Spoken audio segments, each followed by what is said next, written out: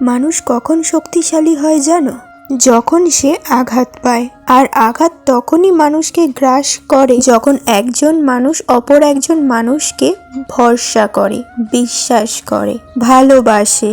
আচ্ছা, মানুষ মানুষকে ভরসা করবে, বিশ্বাস করবে, এটাই তো স্বাভাবিক। এই প্রশ্নগুলো করা সত্যিই বৃথা। দিন শেষে যখন রাত্রি ঘনিয়ে আসে তখন আমরা বুঝতে পারি কোন মানুষটা আমাদের আপন।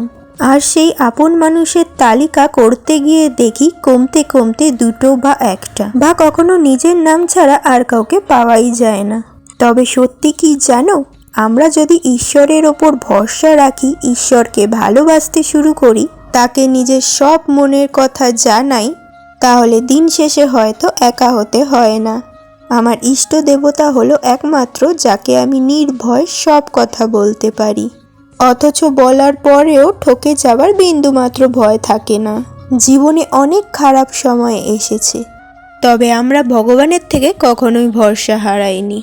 এখনও কোনো মানুষের থেকে ঠকে গেলেও কোনো আফসোস হয় না, কারণ ওপরে যিনি বসে আছেন তার খাতায় তো সবটাই আছে।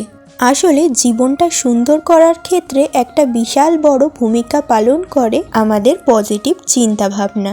জীবনে চলার পথে আমাদের ভুল হলেও সেই ভুলের প্রতি আফসোস না করে সেই ভুল থেকে আমরা যদি শিক্ষা নিতে পারি, তাহলে জীবনের অনেক ধাপ এগিয়ে যাব। আজ শনিবার, তাই প্রতি শনি মঙ্গলবার করে আমি চেষ্টা করি একটু কর্পূর আরতি করার। এর ফলে বাড়ির সমস্ত নেগেটিভিটি চলে যায় আর মনেও আলাদা একটা শান্তি অনুভব হয়। তোমরাও চাইলে এই জিনিসটা ট্রাই করে দেখতে পারো।